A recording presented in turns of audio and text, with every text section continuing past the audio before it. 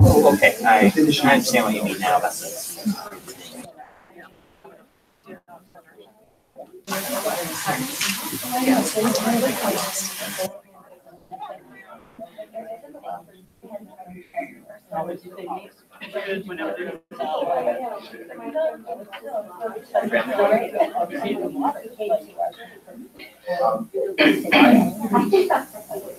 All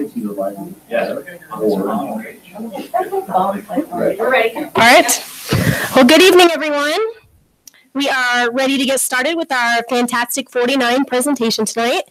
A little unusual for us to be doing Fantastic 49 before a work session, but with the snowstorm earlier in the month and not being able to recognize those individuals then, we are going to be honoring half of that group tonight, and then some of those honorees will be here to meet in April as well as May. So tonight with our honorees, we definitely have a theme, as usual, and that theme is leadership, which is definitely very fitting with District 49 aiming to be the best place to learn, work, and lead. And we will be honoring one teacher who is absolutely a leader at her school. She is involved in so many different things, probably couldn't be involved in more athletic groups, clubs, etc.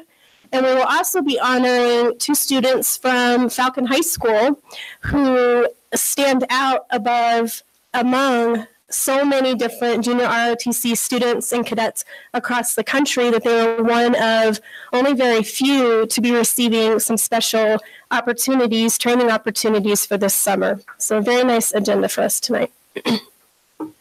Our first honoree is Christine Roxton, and she is a teacher at Skyview Middle School. She was nominated by a colleague, and this particular colleague mentioned, as I said, so many different things that she was involved in. The list went on and on. So when I followed up with the building principal there at Skyview, Kathy Tanucci, and said, Christine has been nominated for this recognition. What do you think? She simply referred to Christine as the Energizer Bunny. She said she goes on and on and on and could not be more suited for Fantastic 49 recognition. So with that said, I'd like to turn it over to the teacher who nominated Christine, and that is Janine Sangiorgi.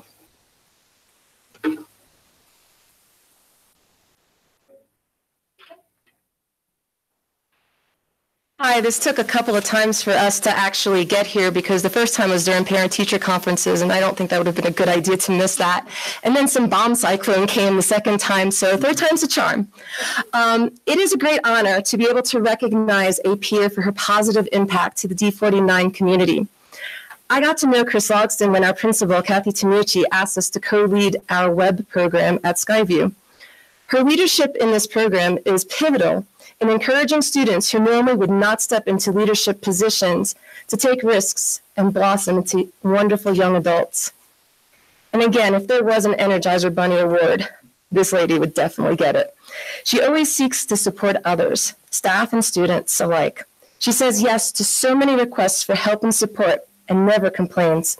She serves with a constant smile.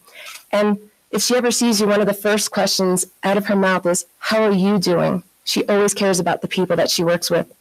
She represents our school as the Schoology representative and willingly gives up her own personal time to help staff members. She responds to panicked requests for help with a smile and a can-do attitude and never ignores a request for help. She's highly positive, empathetic, fun, and inspiring. She's a colleague who believes in collaboration and service. She's one of the first people to cover for duties or to volunteer for those myriad of tasks that others may not think of supporting. She's been a loyal sponsor of the Kindness Club and Spirit Club, encouraging students to think of others before themselves. Please join me in celebrating this amazing educator. Chris Roxton, you are truly a fantastic D49 leader. Come on up.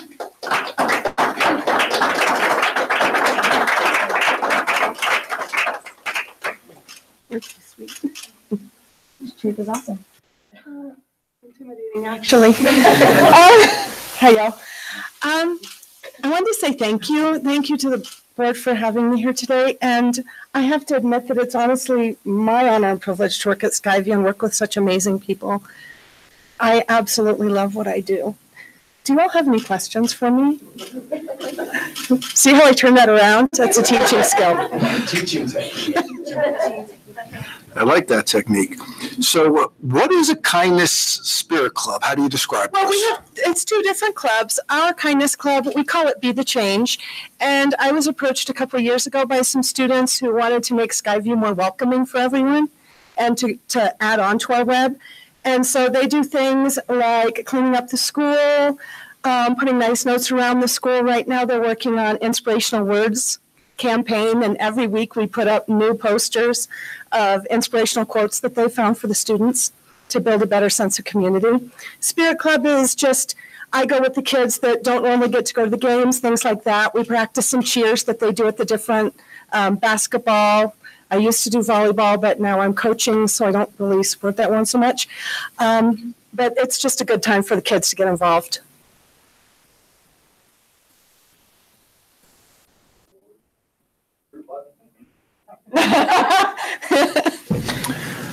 I'm not a teachable person, so I admire good teachers. Oh, everyone's teachable. And well, you haven't met me yet. Actually, I have to tell you, I served with both Navy and Marines, so Okay. I know for a fact that everyone's teachable. Oh, yeah, that's a tough crew. That's funny. No, but I think, Yes. I think more so than us recognizing you, the fact that your fellow teachers recognize you and they are involved with you, and they're using words like highly positive, empathetic, inspiring. That is a tribute to what you're doing, and just really appreciate the energy you're bringing. And there's no question in that. Just thank you for what you do. Thank you, sir. Good. So if you want to come up, we have a certificate for you.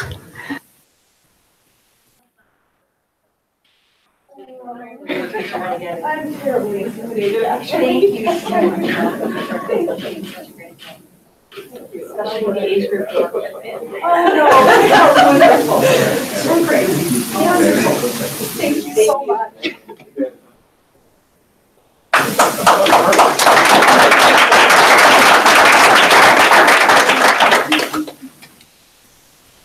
Congratulations, Christine. Our next honorees for tonight would be a group of students, 2 cadets from Falcon High School, and they have gone above and beyond with what they have actually accomplished. They are one of only 2 of only 150 cadets nationwide that have been selected to attend a flight training this summer, all expenses paid. So out of thousands of junior ROTC cadets, they have been selected. So it's not even just 1 from Falcon High School, but 2. And here to speak on their behalf is the principal from Falcon High School, Cheryl Goodyear DeGeorge.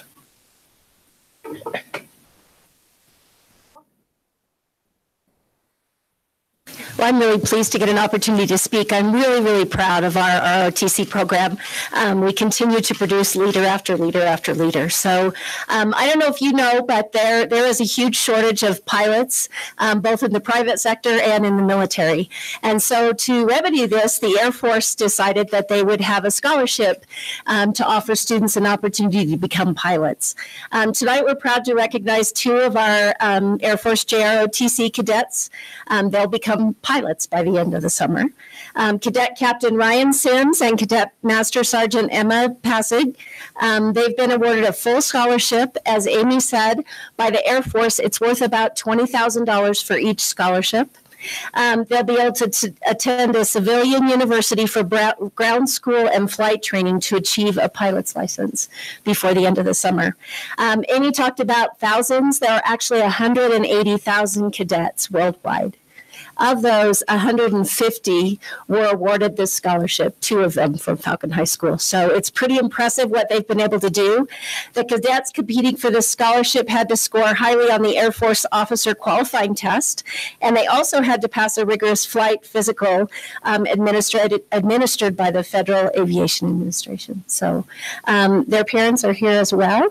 We'd like to congratulate them because for parents, it's always really exciting when it's a scholarship, correct? And so I would like to, at this time, introduce Captain Ryan Sims and Cadet Master Sergeant Emma Passig.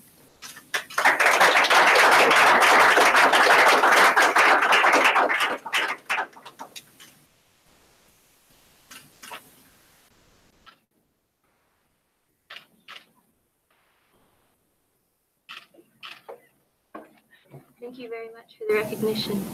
Yeah, there's a really great opportunity, and I appreciate you having us here. Actually, I got over 3,800 hours flying Marine helicopters and fixed-wing aircraft, so got a couple questions for you. Where will you be doing the training? I know I'll be at Kansas University. Okay. But, We'll be at sometime in March. I'm waiting to find out stuff. Okay. Yes, there you go. What are your aspirations upon receiving a private pilot's license? What do you plan on doing with it, or what are your next steps after that? well, I'll be joining the Civil Air Patrol. I know it was a requirement of the scholarship. But after high school, I hope to go through the Air Force Academy or Air Force ROTC and maybe become a pilot or, yeah. Yes, I'd like to work on getting a commission. I'll be going through Air Force ROTC in college. So my goal is to be commissioned as a pilot. And a Air Force pilot or? Okay, great. Very, very great goals. When I joined the Marine Corps, I just wanted to be a machine gunner. And I ended up being a helicopter pilot. So it all worked out in the end. So congratulations to you, and I hope you achieve all your dreams and goals. Did you say being in Civil Air Patrol is a requirement once you've completed the pilot training? Yeah, it was, I think, one of the requirements for getting the scholarship. So you'd be doing some of their SAR or observer flights? I believe so, yeah. Very cool. I was in Civil Air Patrol as a teenager myself, so had lots of friends who did that. That's a really great public service. So that's search and rescue flying. So Civil Air Patrol groups will fly when people are missing or aircraft have gone down and help be given aerial view to help find things and provide that information as a civil service. And it's all volunteer, but has kind of a military component to it. So it's really cool that you'll have both ROTC and CAP together. Because lots of times people are either one or the other. Great. Anybody else have any further questions? Just congratulations. That is quite an achievement. So. I want to say congratulations, and I want to say thank you for being such a great example to the JROTC cadets coming behind you. I know for a fact that some of the freshmen are very inspired by what the two of you have achieved and are already setting some goals for themselves. I hear about it through the grapevine because I have one in the freshman program there as well. So thank you for setting that bar high for all of them. And with that, we have certificates for both of you. So Ryan.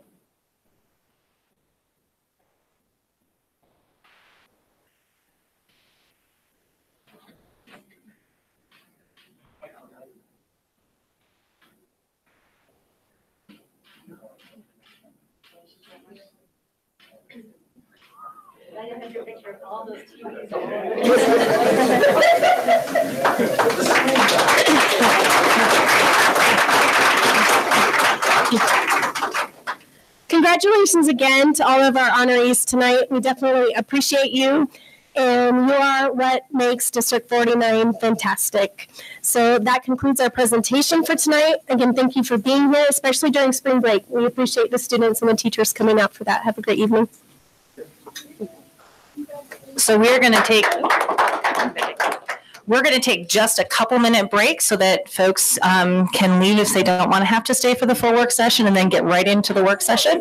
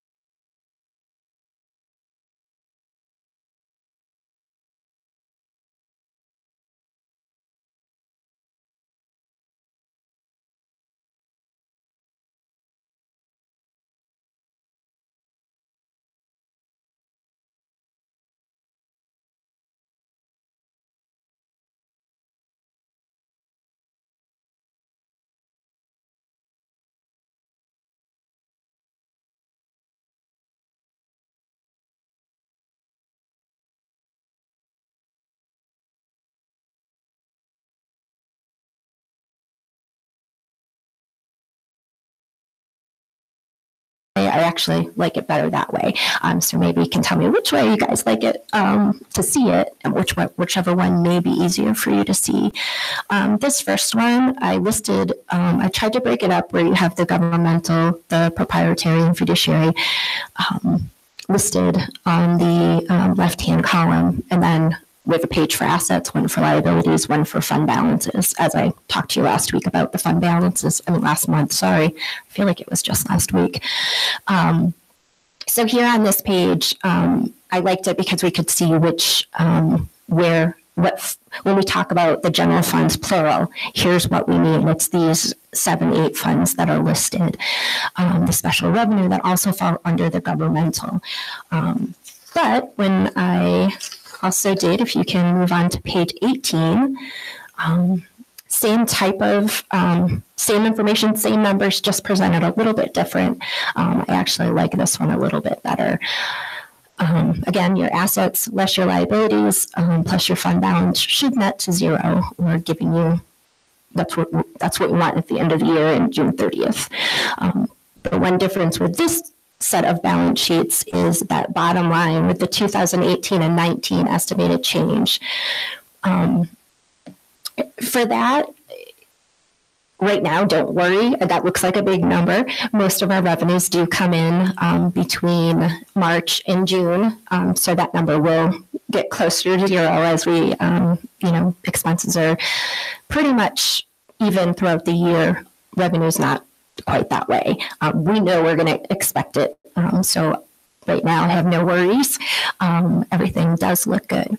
The one thing I wanted to point out with this bottom line with the 2008 and 19 estimated change is if you take these first 3 funds, the next 3 funds, then the next 2, 17 and 18, you add up all those numbers at the bottom, and then if you can flip, I won't make you do it right now, but if you flip to, let's see, page 30, down at the very bottom, you'll see a number, net change in fund balance, and it's a negative 17,148.51. If you add up all those from the previous pages, it's going to tie out to that number. So that's basically where your balance sheet ties to your income statement, because this report here is showing our revenues and our expenses. So that's how those pieces kind of tie together. As you're going through, they should be pretty darn close. If not, there may just be something small missing, but most of them were right on. Any questions so far? Okay. So the other couple of pieces that I wanted to show you of changes that I did for this month is we can go to,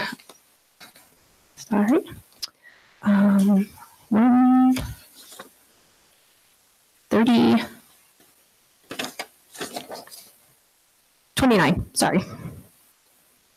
That works for one of them. This one, it happens to be the internal services group, but I have made one of these for each of the zones, one for the internal services group, one for the internal vendor group. Basically, just quick breakdown of total budget, actuals to date of expenses. And then the middle section is breaking it down by expenses. You can see the total green that I have highlighted in the top section down to the bottom. Both are tying out just as check and balance. And then the bottom portion of this one pager for each zone and vendor groups are other fund expenditures. We know we have other funds that kind of feed into certain pieces. So this is just a quick breakdown of those other expenses and what funds they fall in to give you a total picture of the funding and expenses coming from everywhere. Then the only other piece that I added this for this packet is a little breakdown on, if we go to page 41, a little breakdown of, this happens to be the student fees by program on the left-hand side of each page. And then I tried to make it big enough so we can see the actual numbers. But for each school, we'll have the revenue, the expense, and the balance. I did put some conditional formatting on here. 2 reasons. One, you'll see some in red. Basically, it's a negative. We don't want negatives. meaning that we haven't collected enough revenue to cover those expenses for those fees. And it just may be a matter of timing, but making sure that we are looking at that and why. And then everything else that you see in yellow, I put a conditional formatting on. These are student fees, and so by June 30th, we want them to be 0. So I put a conditional formatting on anything that was over 500. At this point in time, we only have a couple, months left. Really just kind of looking at that, and maybe this will help provide additional information to principals on maybe they don't need to have to, have a better feeling of what they did use those fees for, and they can help set those guidelines for the following year. Any questions? Many of the field trips that some of those fees are used for will probably take place in the next few months, right, once state testing is over. So those numbers may significantly drop. Right. I liked that second sheet you showed us that looked really clean. The balance sheet? Yeah. Okay. The one kind of suggestion I would have, and this isn't because we don't get it, because I think, once you've been on the board long enough, you get that our expenses come first and our revenue comes later. So when we look at that and say, oh my gosh, $12 million drop, that isn't freaking us out because we know that's going to change.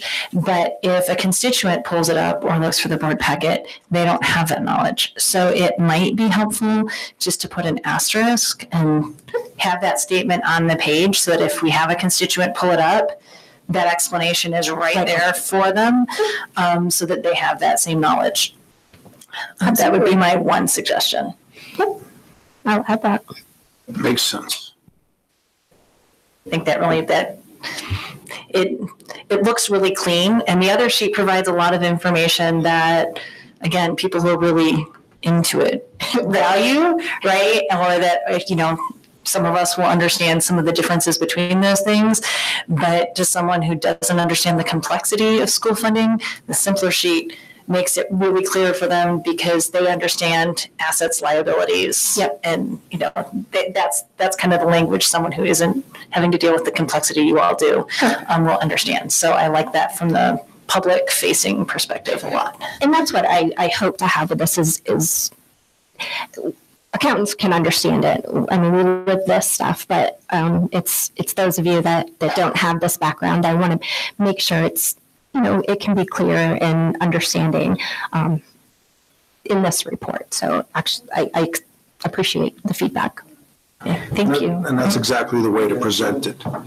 Your presentation is not just to us 5, it's to the whole district. Absolutely. And it's to all the voters out there. Mm-hmm. So breaking it down so that a non-accountant can understand it, kind of like me, so I can understand it. Thank you. Absolutely. Jody, I can't help myself. You had a negative account payable of $2 million and a negative account receivable of negative $76,000. What were those? So that's in Fund 15. And I know that the negative $2 million falls under the cash. We have something called pooled cash. We pay all our bills from one bank account, but it may be from different funds. And so that one piece just wasn't caught in a month-end entry that I do to clear it out. It's really not negative cash. So you're not bouncing checks? No, I'm not. Okay, thank you. That one is probably the same type of thing, yeah, but I'll definitely clean those up for you. Okay. All right. Thank you. Thank you very much. And I just want to say thank you to Jude for coming over break. And we normally start at 6:30, so he is right on time. We all are just running early. So thank you, Jude, for coming to represent Student Voice tonight, especially hard on a break. And with that, we will go on to the budget and financial legislative update with Ron Sprins. Good evening, board. Ron Sprins, Director of Finance. I got the Zoom control on the back as well, so thank you, Brett. I'm starting with this update of next year's budget and what we're looking at in our Fund 10 General Fund. Starting with a schedule that we've put in front of the board and in front of the the district for quite a while now. This really has some high level numbers. I think the last time we talked, I stopped at that 106 million, 107 million there.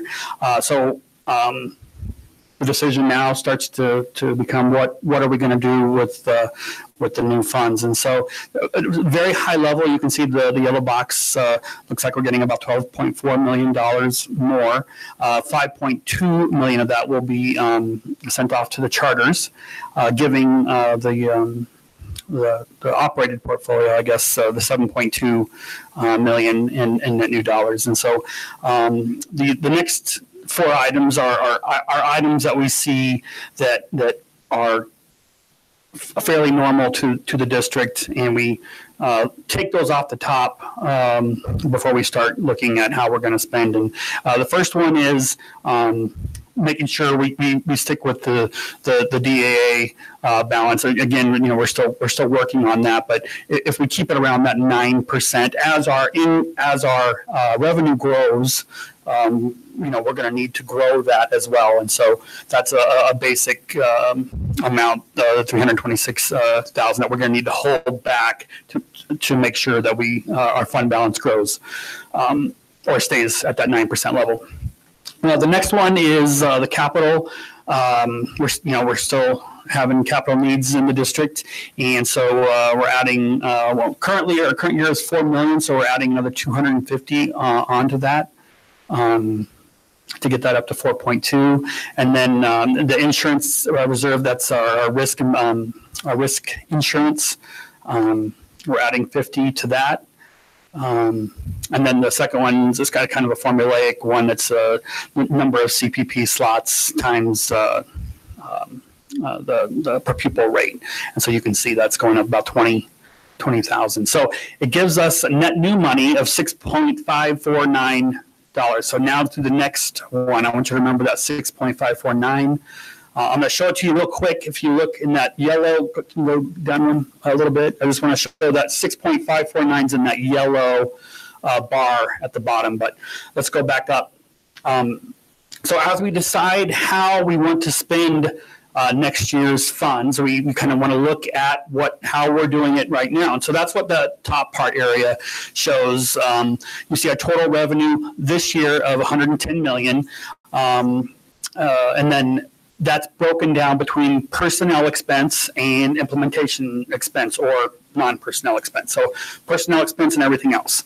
You can see 91 million in personnel, 18.7 in implementation, or 83%, 17%. Makes sense so far? Excellent.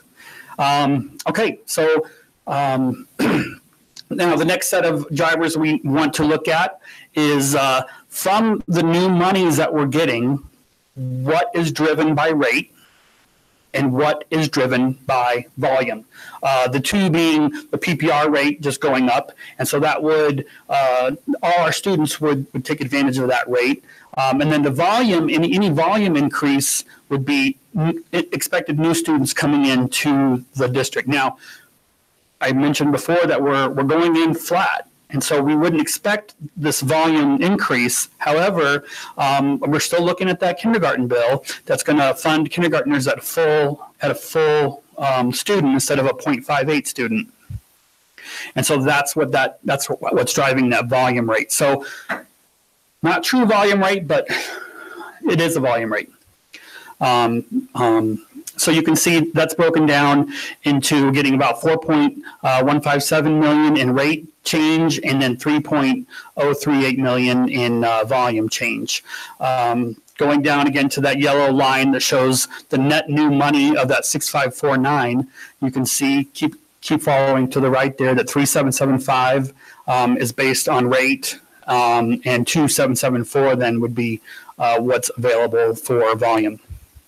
Again, very important, because rate really helps us determine since our highest expense for the district is personnel expense. That helps us determine how much is available for salary increases for the incoming year. Okay. So, yep. Kind of a question, just because when we're looking at rate and volume, the volume calculation is a weird one this year, because in fact, if the majority of that volume calculation is because of the going from half funding to full funding for kindergarten, and so it's not a true volume increase, it's more money, but we were already essentially running a full day. That's correct. And so do we need to think about that as we're making those decisions? Because it's not necessarily it's not a true increase in students. So we don't necessarily need, normally if we were having that large of an increase in students, we'd be looking at adding a certain number of teachers. Absolutely.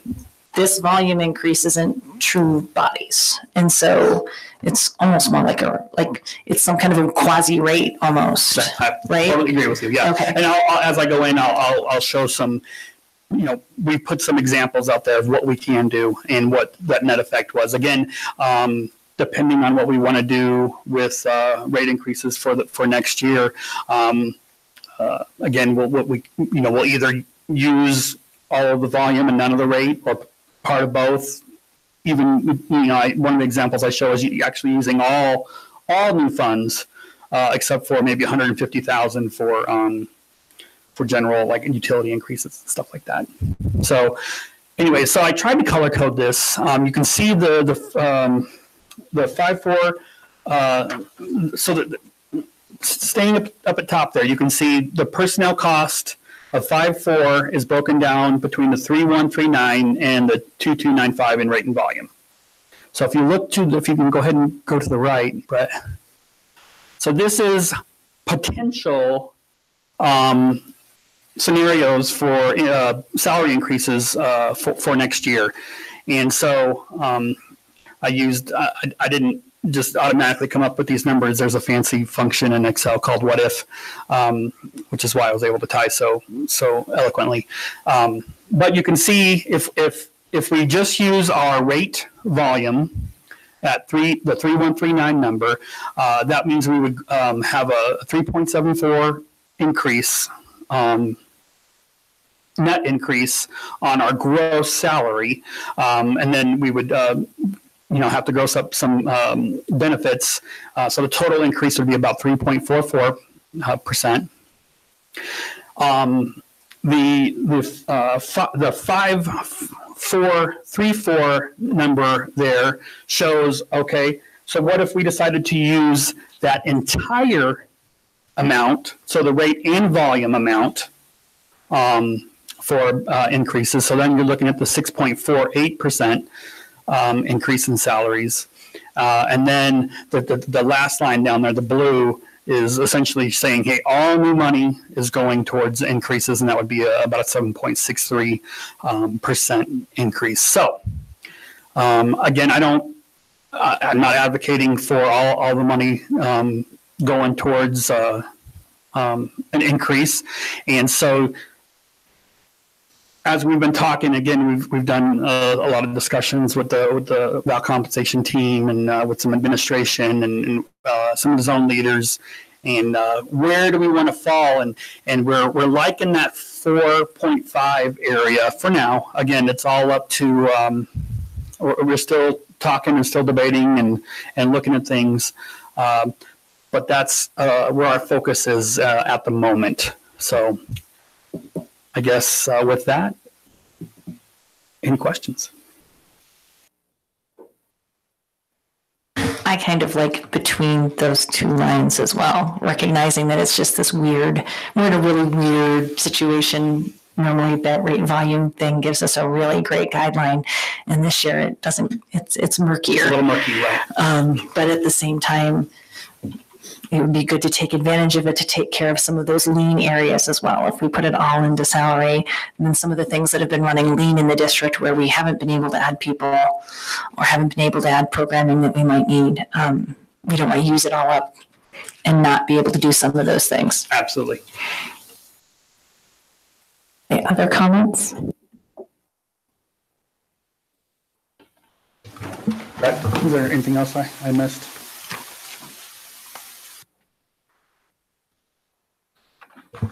So our next steps again will be taking this and some additional analysis and information to the Val compensation team on April 4th, kind of get some of their temperature on what they would prefer. Because there are, even if we settle on that number, because if we settled on a 375 number,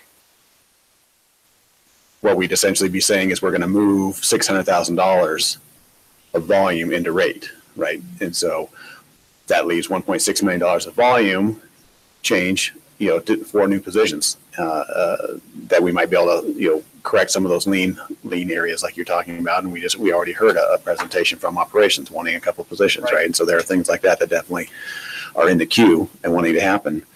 But even once we settle on that number, we have the next layer of decisioning is how does it get distributed amongst the employee segments, right? We have the license segment, we have the ESP, the educational support personnel, where there is a change in minimum wage coming up. So we have to kind of determine, does that minimum wage change get fully distributed, or is there some wage compression that ends up coming through that table and through that employee group? And then we have to talk about the professional technical. So what we're trying to do is work with the value compensation team to kind of get their feelings from the field and get them well informed. So again, they're making an informed, I don't want to say a decision, but a recommendation or an observation that we can use to formulate a final proposal to bring back to you later. And you're saying that proposal would be for all the pay scales, all the positions. We're short here, we need more of that. We have overabundance here, so we don't need to maybe give as much there. Yeah, I think we'll probably all say adequate. I don't think we have anything that's overabundant. But right, okay. Yeah. That's a better way to term it. Yeah. Thank you. Yeah. Are you looking for any guidance from us right now, or just really presentation then coming back after the vow? Certainly we're looking for the, we're kind of setting the boundaries wide and we'll try and narrow down, right? And so what we would want to know at this point is if there was a strong inclination to have something on the higher end in that 5, 6.5, 7% range, then we would really need to tailor our thinking and our presentations to try and meet something like that, if that was the expectation that you wanted to set for us. Absent that, then we'll just continue with the process. So go forward to absence. Absent. All right. For me, for transparency, I would like to see maybe, you take some of what you wrote. I understand you were keeping it short just for the presentation, but when this hits the public, people aren't going to know exactly what PPR is and what rate is and what volume is. So maybe some, terms, explanation of terms would help. Yeah. I did start adding some of that because I agree with you. I started looking at that as well and thinking it was a little confusing. So I'll keep looking at that and keep adding as I see. It's probably like an addendum or something. Okay, so it sounds like you guys have what you need to move forward, and I want to welcome Aaron as well for being here tonight to help represent Student Voice. And again, he was on time, we were early, so thank you for coming on your break. And was there a budget, was there anything legislatively, Brett, that you needed to add in to what Ron has done?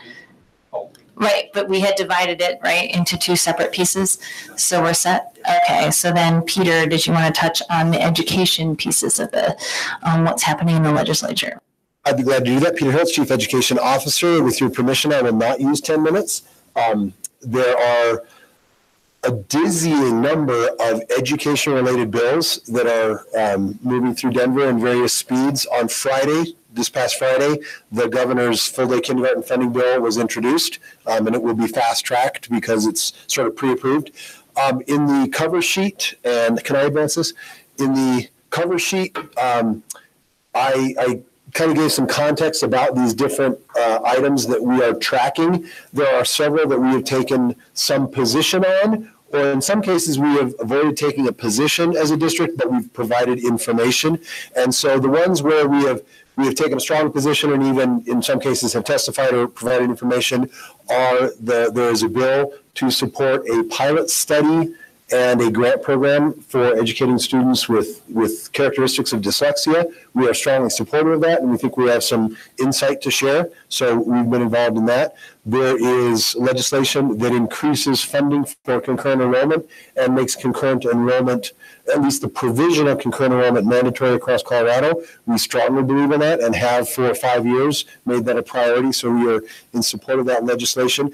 There is legislation that requires online schools to track their students as they depart the online school and to track their progress while they're at the online school.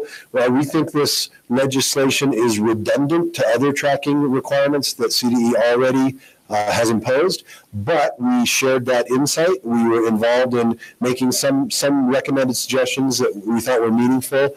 We are not in a support position because we think it's legislation that is, as I said, redundant, but we still want to have an influence even on legislation that we would not have requested. If it's coming through, we want to try and shape it as well as we can. So that is one that we have been involved with. And there is a bill moving through that will essentially put the state's backing for the local accountability work that we and some others have already been doing. So we're supportive of anything that allows us to embark on more localized accountability and gives us some guardrails in which to work. So we are supportive of that legislation. There are some other fairly dramatic pieces of legislation moving through that we will pay attention to. Sometimes that drama happens in about a 72-hour period right at the end of the session. And so I would anticipate that we will come back to you in June and update this educational legislative presentation. And this is probably a good future rhythm. By March, we kind of have a good idea of what's in, what's been introduced on the regular cycle, what's been introduced late and is moving forward. And then there'll be a little lull here. And then there'll be a flurry of activity in May. And then we'll have some more to present to you in June. We won't have it in time for the May regular meeting, unlikely that we will, but we'll have it in time for the June regular meeting or work session. Are there any questions that I can answer about any of these pieces of legislation that are on this tracking document? As you said, that there happens to be a lot of bills going on. Is it possible for you to just asterisk the ones that we're closely tracking as a district? So there's actually a list on the cover sheet of those specific bills by name. And I'd be glad when we make this presentation, that can be a process improvement for the future. I can highlight those as ones that we're dealing with. I forgot about the cover sheet, having that. Peter, I've seen charts like this passed, and I didn't have internet when I was reading this. I'm assuming those are hyperlinks work and take us into the bill. That is correct. Okay. The other thing is what I've seen done is that usually there's, if you could code them, support, oppose, monitor. Correct. And, just a little logo in there that we're supporting this, we're monitoring this, and we think we should be opposing that, and kind of help us as a cheat sheet on what we should be paying attention to. So I'm doing it within this chart. Sorry, this is not our chart, and so I want to retain the integrity of this chart. This is actually an online legislative tracker, so I don't have editing ability on this. That's why I put it on the cover sheet. But we can come back around and create a version of it that you can link through. Okay, thank you. And I just want to ask that pass on to Amy, thank you, because I know she's been on top of all of kind of the crazy stuff going on there and making sure that all three chiefs are in the loop on what they need to be in the loop on, and making sure we make the right contacts for the things that we can influence, and staying away from the ones that she knows whether or not we like them. We may be spending political capital that's not worth spending. And so I truly appreciate the guidance that she's providing our district with that. Amy Atwood as our representative on Capitol Hill, under the gold dome, as they say, it has been really important. Brad Miller, who is here tonight, has also been very insightful about that topic of where should we emphasize, where should we appropriately just restrain ourselves from engaging. Okay, anybody have any further questions for Peter? Not for Peter, but I would say it's incumbent to our stakeholders throughout the district, staff and parents and whatnot, to let us know what's important to them. And so that would help as well. Thank you. So next is our policy and procedure review.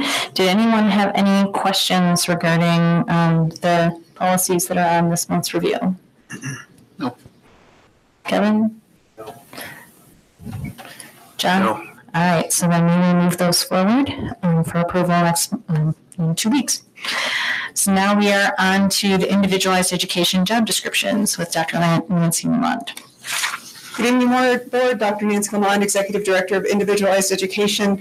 A mixture of job descriptions this month. The first one, the Assistive Technology or AT Specialist, is an existing position that is currently filled by an employee. And again, we are making sure that all of our employee and staff have a appropriate job description. So that is a backfill, so to say.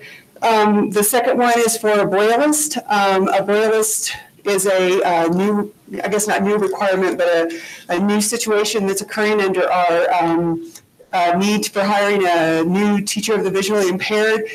Years ago, about 20 years ago, when she first joined us, it was something that she did. Nowadays, that is not how it is done, that the teacher of the visually impaired provides the direct services, making sure that, again, those students that need either instruction or re-instruction in curriculum and content gets those services from the TVI, while the Brailleist makes sure that transcription is done for content that is not available through the state.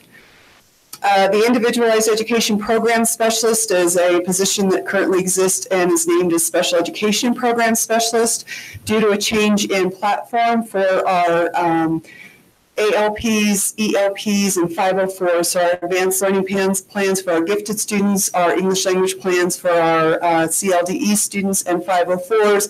We're looking to move platforms, and we are bringing those into our frontline Enrich, where we currently do our IEPs. We have an individual in-house who has been managing that database and taking care of that database for IEPs. So we're basically tapping into her skills and knowledge and expertise to grow her position and have her now manage that same platform for the 3 new plans that we're bringing on. So that's an expansion of a current job, existing job.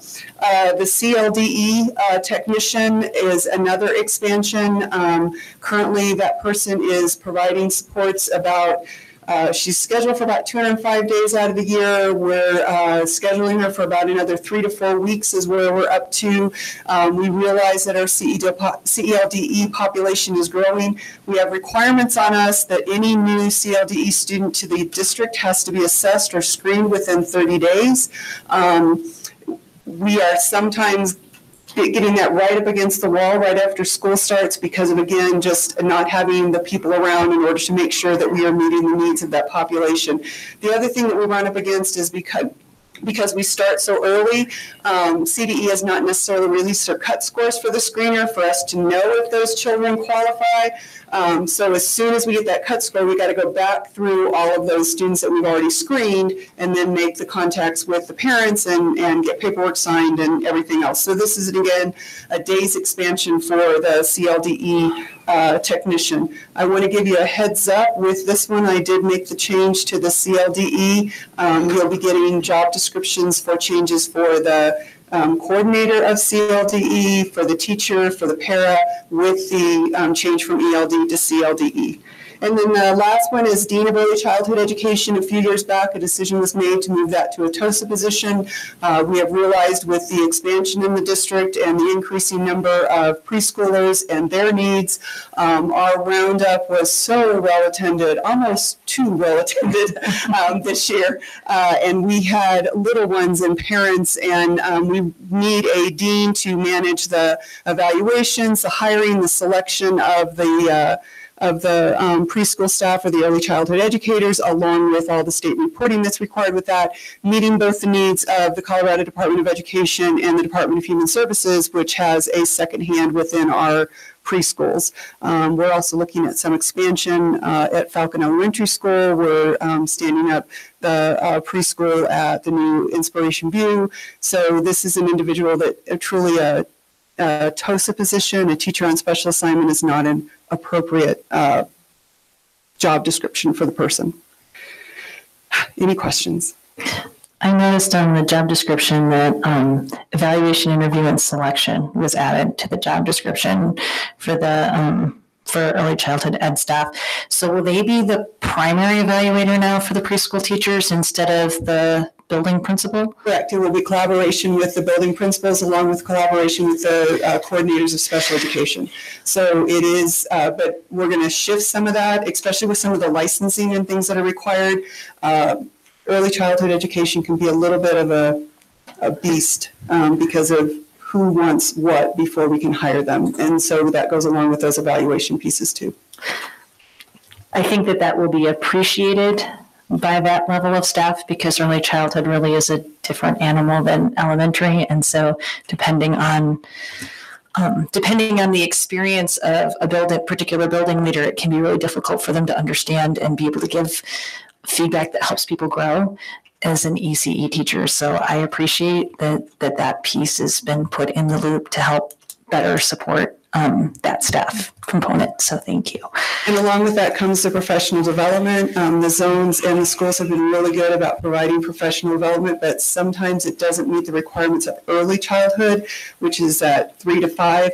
So again, being able to have the dean make sure that professional development that's being required for 15 hours a year for both paras and teachers is being done in order to, again, keep ourselves in the good graces of DHS and CDE. Yeah, and then they're not doing double duty, doing the stuff that they have to do for the building, but then still having to do their ECE requirements on top. That then just makes their job really, really hard. So thank you for navigating that because I know that's a minefield.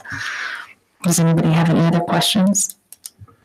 How many students do we have that the Braille list would be, do we have that require that kind of service? So right now we have 24 students who are visually impaired, and we're looking at additional students joining us. We've been told by parents they are bringing their students back to the district, which is great. They're hearing good things about what is happening with our deaf, hard of hearing and our visually impaired programs. So we can get a lot of things from Colorado, from a library that we're allowed to share from, Colorado Instructional Materials Center, but not everything can we get from them. So these are kindergartners through high schoolers. And so just depending on what the content is, if we need to transcribe into Braille, it can take a lot of time. If you ever get an opportunity to watch somebody doing transcription, it's a fascinating mechanism to watch. And these people have to be certified through the Library of Congress. They have to take courses and take an assessment and be certified through them. Not a CDE certification, but it is a required certification for transcription. And this will be separate from, basically the person who was doing this was kind of like dual-hatted. She was. Right? And so this will be just, hey, this person's just going to do this, so it can expand our services. So there'll be a team which allows the TBI to work, again, providing services instead. And she was actually doing most of the transcription in the evenings and on the weekends, just because of the volume and the amount of time it takes. I'm just amazed about the kind of services, the amount of services, the scope services that we continually provide. And some of it seems to be like this one, like a new discovery for me, but it's been going on for a long time. So to me, I'm just amazed that we were able to reach such a diverse group of kids. I would say it was a new discovery for myself also, along with Mr. Sprins and Mr. Anderson, to understand there had been market changes and everything that we've been receiving or that our current TBI have been doing is not how things are done. I believe D11 employs one Brailleist, Douglas County has 2, I think D20 has 2. So again, it was happening around us, but we had an awesome TBI who was taking care of us and not saying anything. Well, sometime next year, give us an idea how many more students come back to us. I'd like to see where we stand and if this the scope grows. We're excited. We're excited to be able to, again, educate District 49 students within the district. All right, so are we good to move all those forward? Yes. Yes, please, Kev, hit your mic. Thank you. Thumbs up doesn't get caught on the tape. So we'll move those forward to the next meeting for action. And so now we are on to the AEC Campus Application Renewal with Mr. Franco.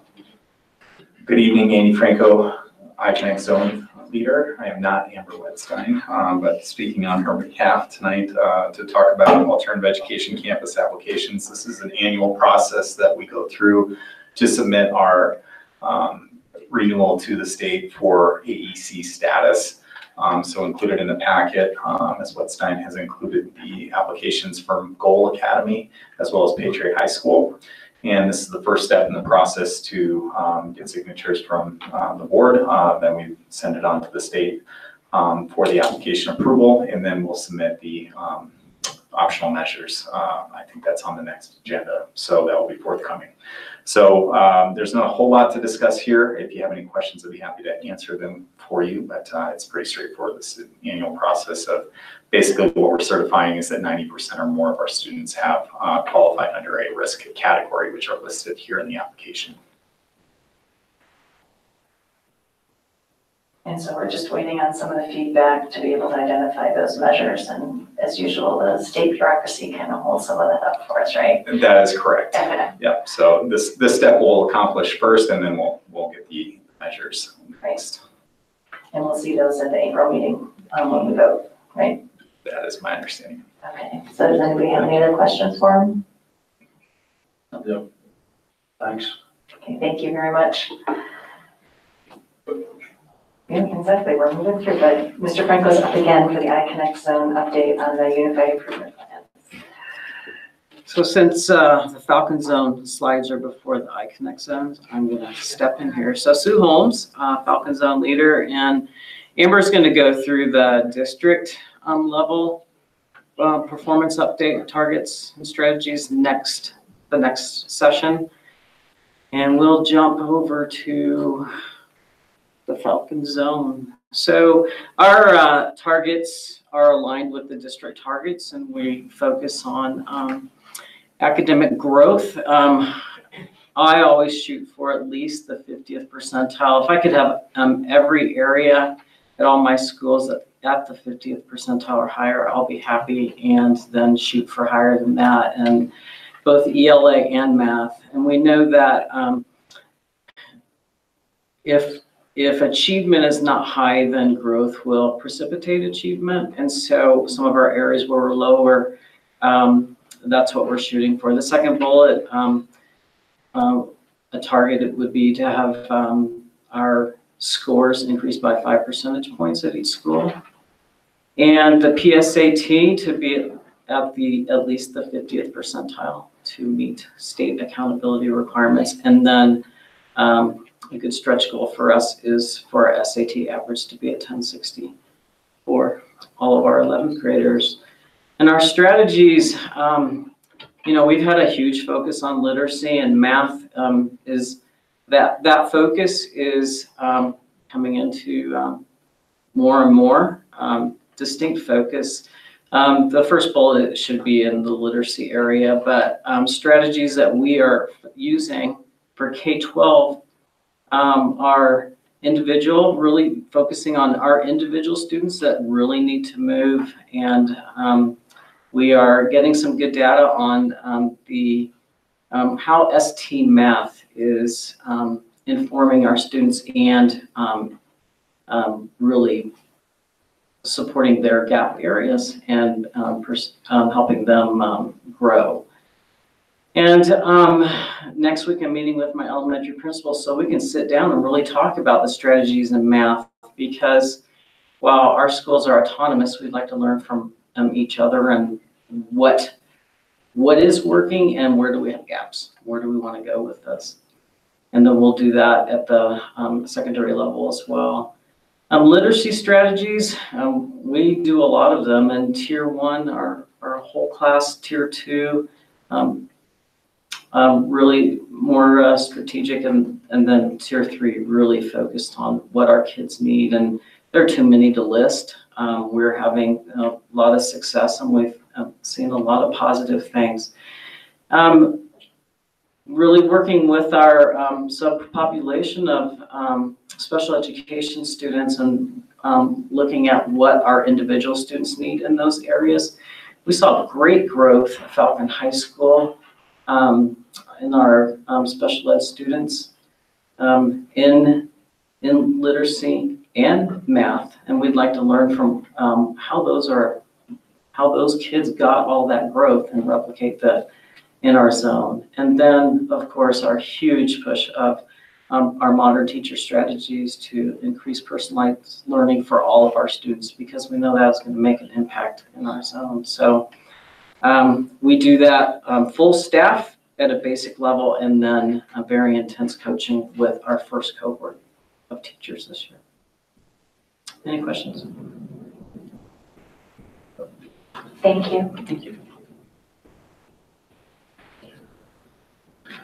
Okay, Andy Franco, iConnect Zone leader, and wanted to speak with you a little bit about our targets in the iConnect Zone. Obviously, we've got a wide range of schools and grade levels that we're working with, but generalize some of those key performance indicators for our iConnect Zone schools as well. So a focus to continue the growth at the elementary level in early literacy as benchmarked through the DIBELS process.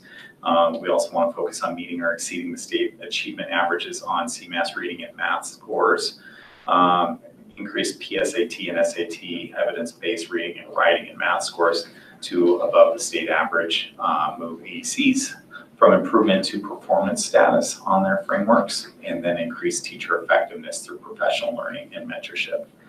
So our strategies are inclusive of the rigor, relevance, and relationship process. We find that this is something that all schools in the iConnect Zone can relate to, and we have come back to the same conclusion as we always do, that instruction really matters, and this is a good framework for us to use to have great conversations and increase practice around instruction throughout our zone. So this is inclusive of our operated schools as well as our charter schools, and we have continued to have good participation from each of our schools in this practice.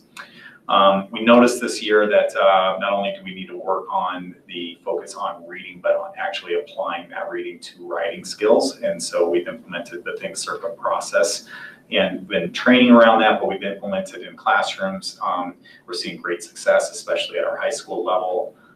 At Spring Studio in particular, there's been good implementation, and we're seeing good success there with our students. And the focus is really about textual evidence and writing to what they're reading. So seeing good things there.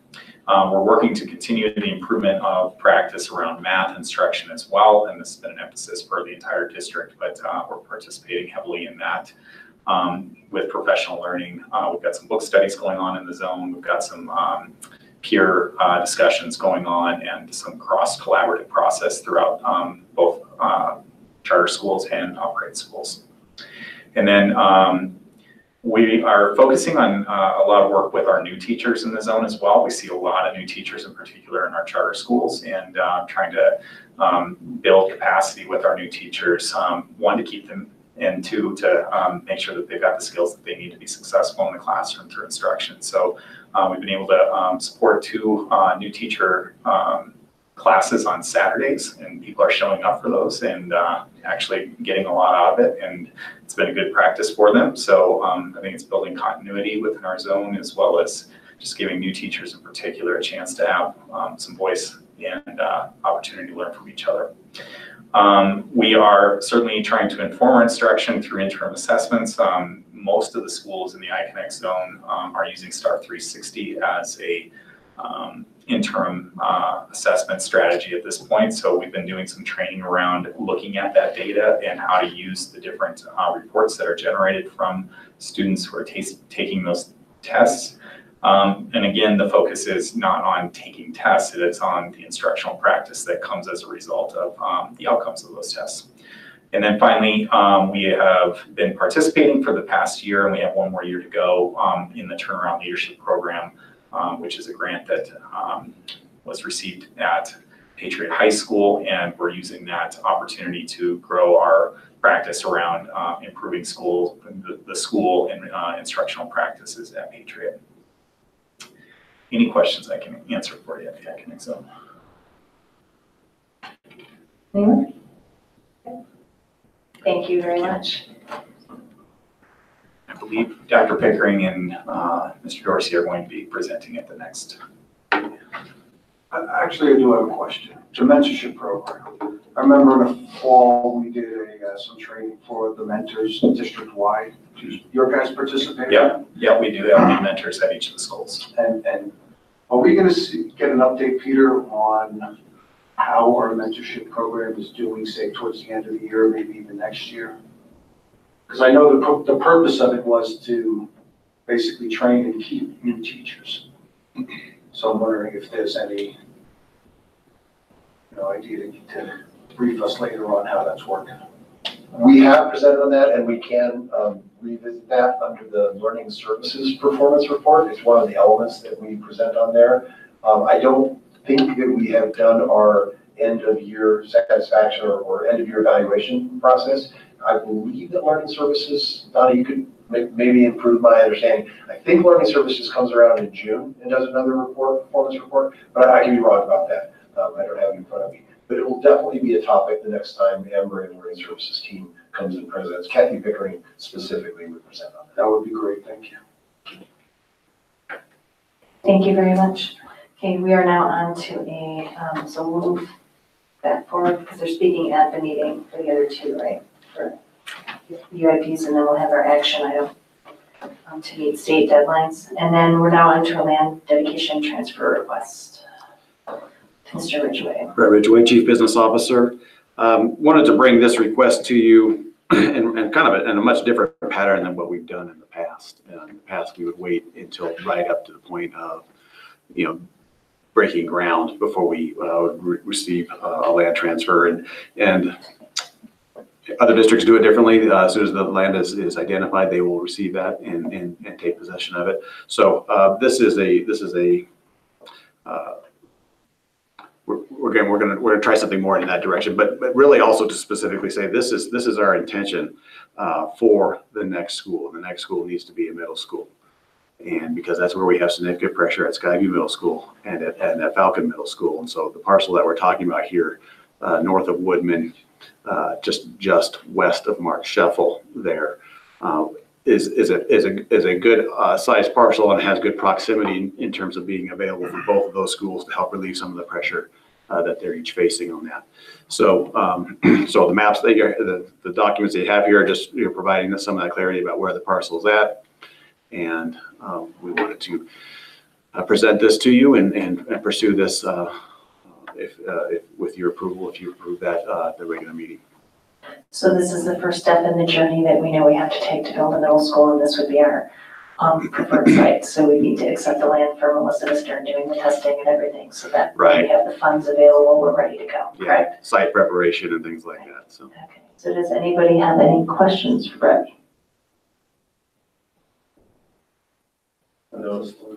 Okay, so then are we okay to move it forward for action, which means we would be accepting the land transfer? Kevin? Yes. Yes. Yes. And I'm good, so let's move that forward for action at the next meeting. Our final item, Chief Officer reports.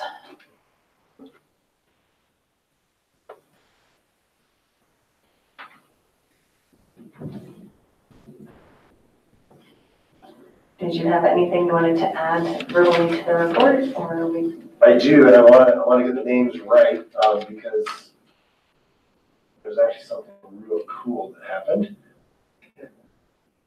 And I actually wasn't gonna talk about this, but then I saw that the students had tweeted about it. So we have two students, Darius Rahman and Bruce Smith from Sand Creek High School, who are recipients of the Danimals scholarship, which, as you guys remember, is a full ride to any college to which they are accepted. And so this is about as prestigious an advanced selective school scholarship as there is, and to have two of them come out of Sand Creek is fantastic. I was going to kind of keep it on the down low, and then I saw a student who had tweeted it out as his major flex. You could ask the student board what that means. I'm not sure what it means, but that's good. Other items are in the CEO report, and I'd be glad to answer questions if we have any. Anybody have any questions for Mr. Holtz? Yes, would one of the student board members please tell us what major flex means? Build me out, guys. Basically, it's just flexing on phone, but kind of more like verbally. I don't know. Right. Yeah, kind of bragging, yes. Right. It's good flex. I have nothing additional in the business office than what you submitted. Okay, perfect. So then we are complete with the work session agenda. My suggestion would be to move right into the special board meeting because we'll be able to take a brief when we make the executive session motion. If we're all good with that. Yes. All right, so then I am going to call our special meeting to order at 7:18 p.m. Welcome, everyone. Please stand and join me in the Pledge of Allegiance. Wait, I gotta do the roll call first. Sorry, I'm moving too fast. Because I'm not used to having, I'm gonna do the roll call first. So may I have a roll call, please? Butcher? Here. Cruzen, absent with prior notice. Fry? Here. Graham? Here. Livia Wright? Here. And please stand and join us in the Pledge of Allegiance.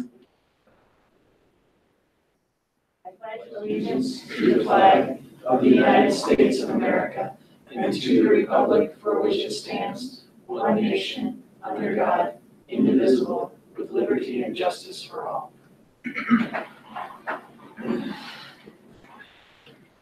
We're on to item 3.0, approval of agenda. May I have a motion, please? I move to approve the agenda. Second. It's been moved and seconded. Any discussion? Hearing none, a vote. Butcher? Aye. Fry? Aye. Graham? Aye. Livia Wright? Aye. Motion carries. We're on to item 4.0, consent agenda. Does anyone have anything they'd like pulled from the consent agenda?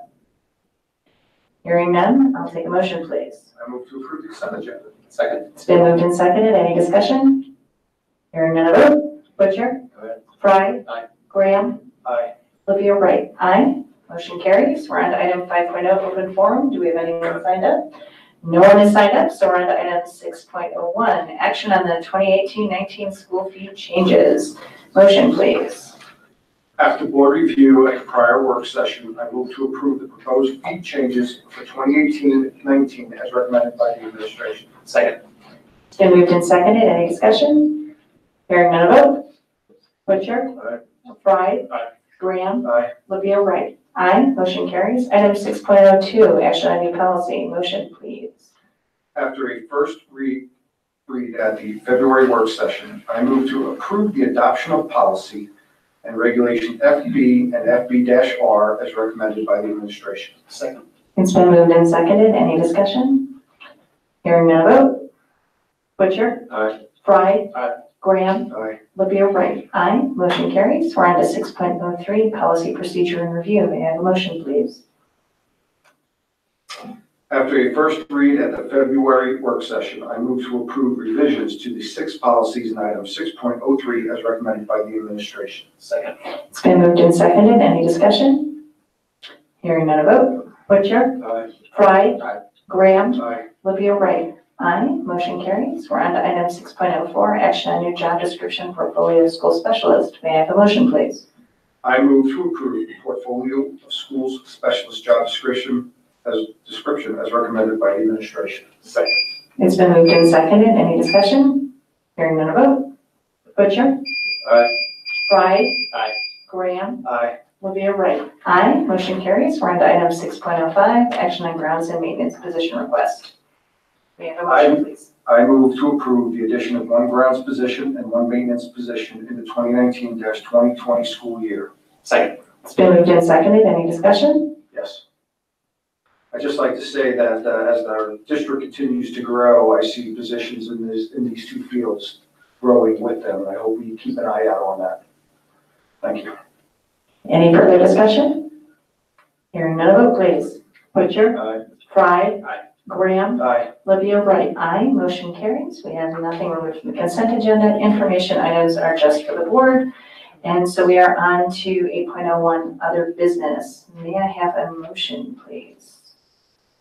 I move to go into executive session pursuant to CRS 24-6-4024 and F for conference with an attorney for the purpose of receiving legal advice regarding a stakeholder grievance and for the purpose of discussing personnel matters involving a particular employee with prior written notice. Second. It's been moved and seconded. Any discussion?